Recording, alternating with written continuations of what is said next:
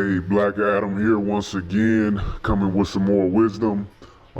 This video is going to be discussing something that's going to vastly improve your circumstance and your relationships with the people around you and your life as well. It's going to be healing your family. And what I mean by that is that when it comes to improving the circumstances in your life, you have to understand that from a spiritual perspective, we are all connected by the same Spirit of God. Now, I understand that there are some people out there that don't believe in that. You might consider yourself an atheist. I'm not judging, I truly am not judging. But for the people who truly do believe, like you believe in the spiritual stuff, the meditation, that we exchange energy, I'm going to challenge you to be willful in how you use your energy.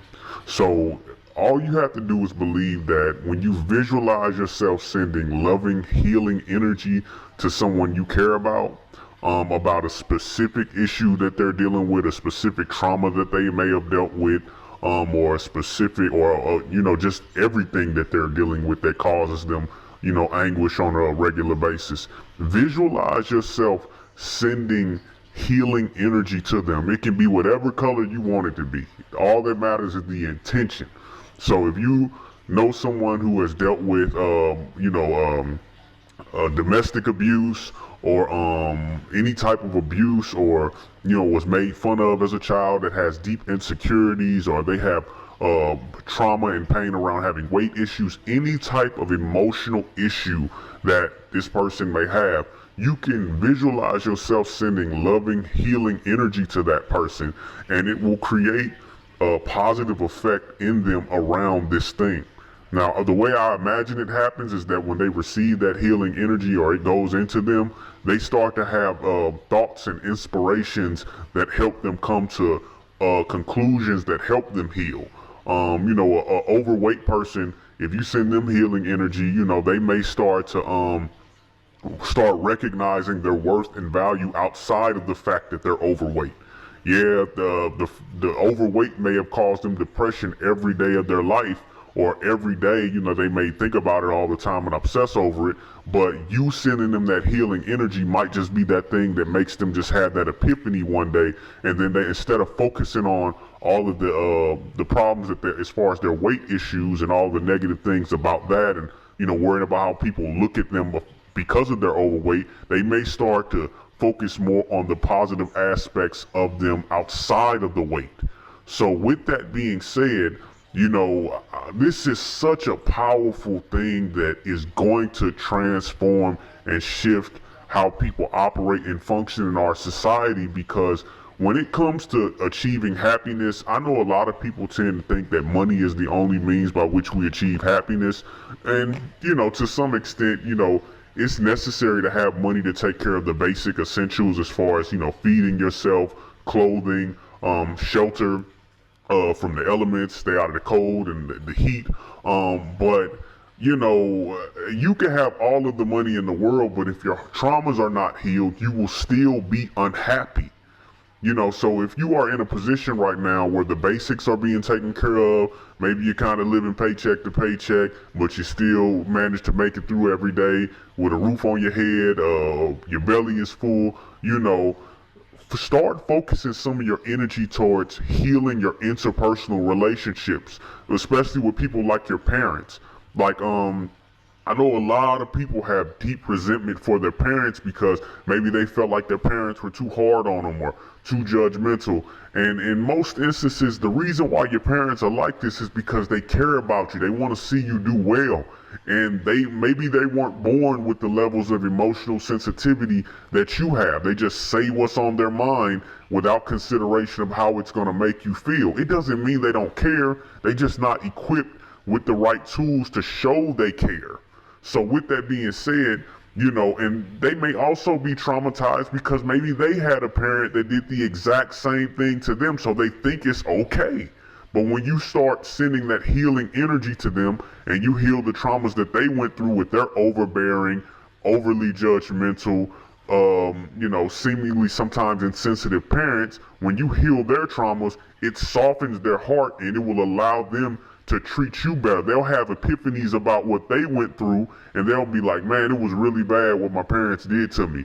They were just really, really rough on me when I was growing up. And then once they have their epiphanies, they'll be like, oh, wow, I'm doing the same thing to my child.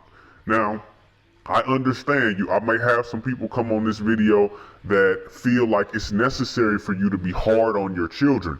There's a balance. You have to, in some instances, require a little toughness, but sometimes some instances require some tenderness.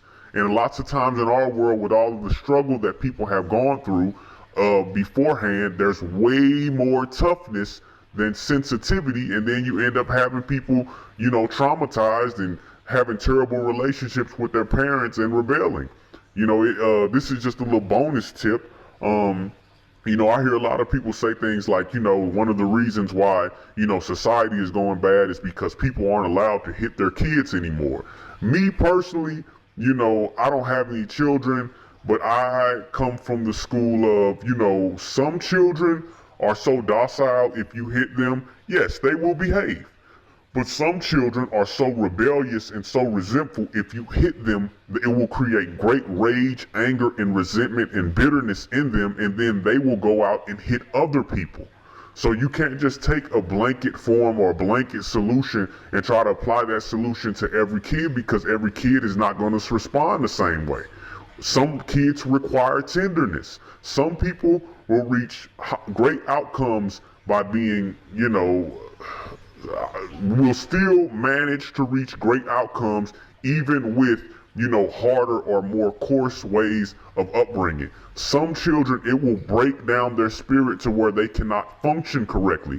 And it's not necessarily mean that they're a bad person or, they are of lesser value because they may be perceived as weak. It's just we all respond differently to different things. They may be tough in other areas. They may be able to work 12-hour shifts at, blue collar, hard-working jobs for 12 hours a day with 5 hours of sleep on end.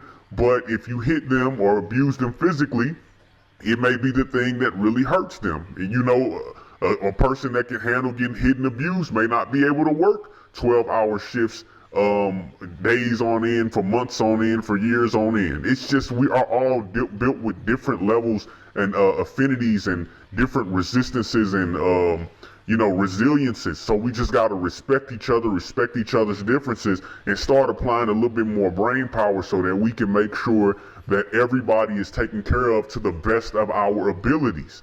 It's sad because if we start applying this wisdom and start healing each other and meditating and sending that positive energy to the people we care about, you will see the changes. Does that mean that there won't be times even after you heal and send positive energy to the person you care about where you guys don't have a disagreement or have a rough fight or a frustrating fight that feels just as bad as all the other fights before? I can't say that. I've meditated and on the people I care about, and I've seen improvements, and I've also had days where it felt like things were getting worse, but we still here. And it does feel like it's getting better. I'm not gonna lie to you in my particular circumstance. So with that being said, I don't say that as a form to give you positive information and discourage it, but the way that we heal is in a rhythm. The healing, you're gonna have highs and lows even as you go up. You're gonna shoot up, 10 steps, then you might draw down, 2 steps. That's an argument. You're gonna shoot up 10 more steps, you might draw down 4 steps, then you shoot up another 10. With that being said, I really, really, really want to drive the point home that if you believe in meditation, if you believe in spiritual energy, if you believe in God and you have faith in God, meditate on your people. Really apply that information, and peace out, y'all.